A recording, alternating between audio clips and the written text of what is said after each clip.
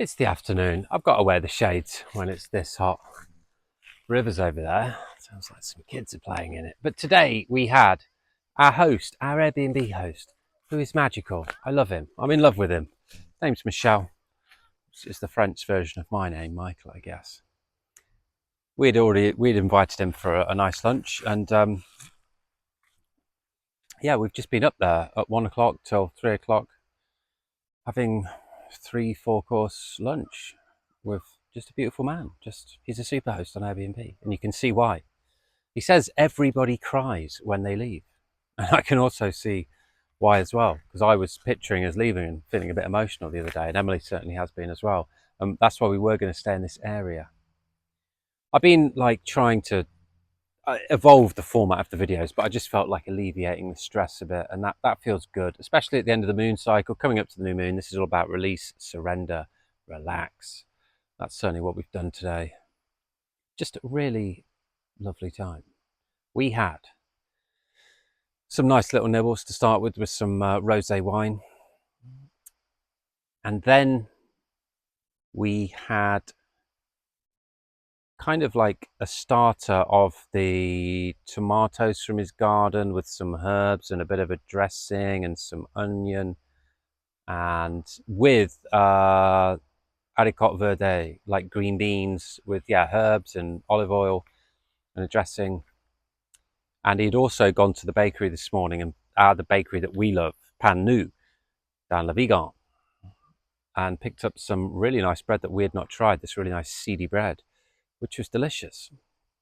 And yeah, then we had wild boar stew. Really nice. He was explaining to us how he makes it and the effort it goes to and all of this. And then we learned that he had some land up here somewhere. It's either on this hill or over the hill. And he doesn't do anything with it. He just owns the land, and it's sizable.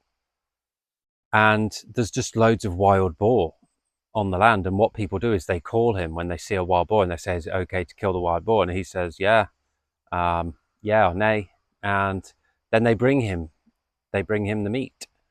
So yeah, delicious, and just really nice to get to know the man a bit more. He's really good with veto.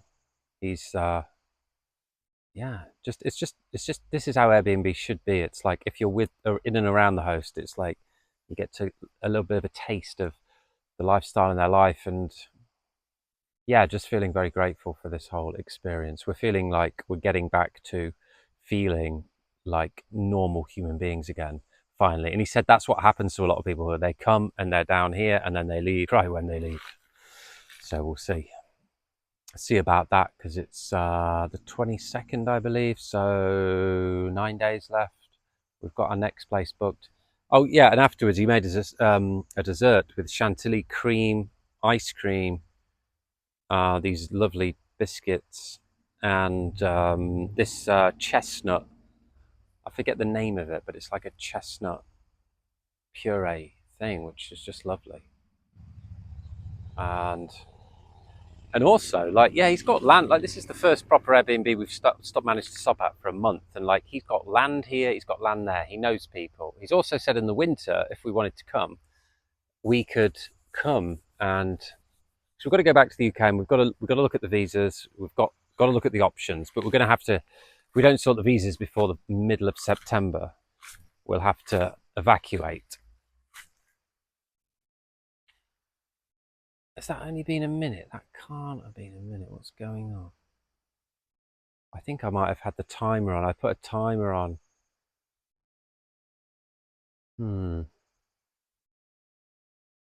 Maybe it was only a minute. I put a timer on to take a picture of us all. Yeah, we're just looking at options now. We're going to look at going to look at 5 EU digital nomad visa options, and then boil it down to 3, and then try and tick all the boxes for those 3, or choose the 3 out of the 5 that we can tick all the boxes for, then apply for 1. And if 1 doesn't go right, we've got another 2 backups, and we could maybe apply like simultaneously. Don't know if that's a good thing or a bad thing yet, but yeah, gonna get into it. But yeah, he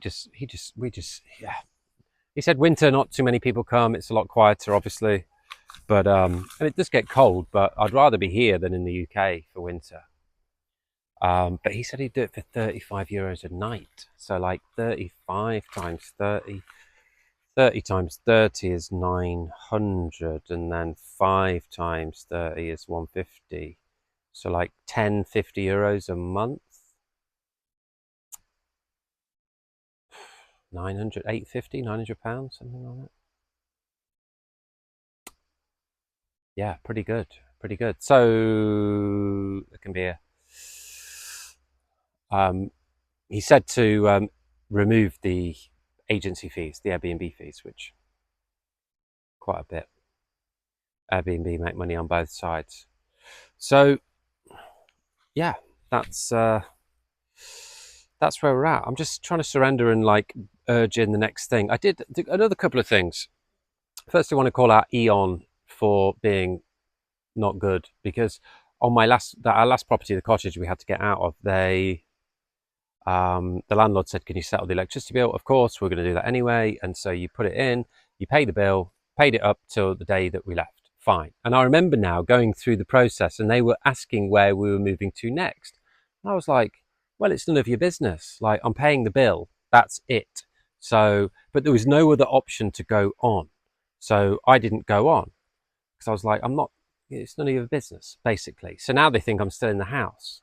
So I'm going to have to call them and sort that out. It was a bill of about £32, but it's obviously not that we have to pay because we were out, which is what I told them. But they wanted to know what I was doing with my life. It's like that, nah.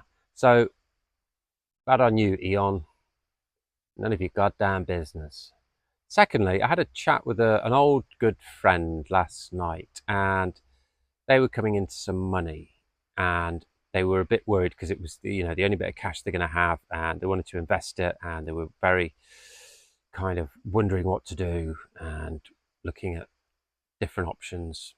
And yeah, I just started giving advice based on the nonconformity finance philosophy, diversifying, and anyway, by the end of the phone call, they were just like, I just feel so much better now. That's fantastic. And they've already gone ahead and texted me today and said they've started doing it. And it just makes perfect sense. And it made perfect sense when I was saying it out loud.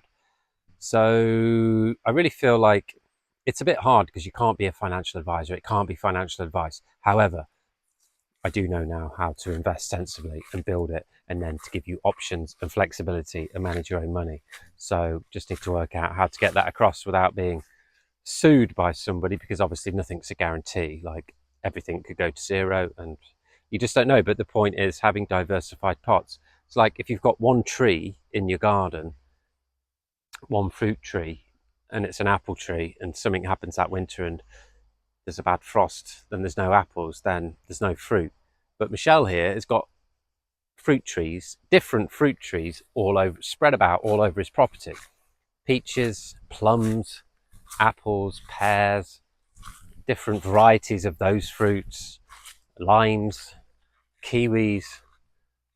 So if a few of his plants don't quite, flower and turn into fruits, or there's a few problems here with a disease, or a few problems over there with, whatever, all these number of things that can happen in your garden, it's not so bad because, all the other trees will provide the flowers. And that's the whole strategy with investing. Don't just put it all into one thing. You want to divide it down into 10 pots. And some of those pots should be cash, so you're flexible. And then you can top up and dip down the pots. But it doesn't really matter as well, because about when you buy in, like, oh, it's high, Bitcoin's high, gold's high. It doesn't really matter, because basically, and the index funds, the markets, everything always goes up over time in general. There are fluctuations day to day, hour to hour, second to second, month to month, year to year. Yes. But the point is, if you have 10 pots of investments, and then say you need to take a bit more money out, say business has gone badly, you need to go to the dentist for some new teeth. You're like, I need to take out a couple of grand. You can just look at your spreadsheet and be like, oh, gold and silver are up. Crypto's down at the minute. I'll take some money out the pot that's up. And then what you can also do is then rebalance the pots month to month if you want to as well. So I was just spilling all this knowledge, and that's taken me a lot of lessons, a lot of lost money, a lot of time and learning and following people and trying to boil all this lessons and experience and knowledge and wisdom down into something simple. And I feel like it just came really naturally, and they really appreciated it. And it was just a bit of a nod to me to say, yeah, time is now. Next month's going to be good for business. It's gonna all happen. So that's that.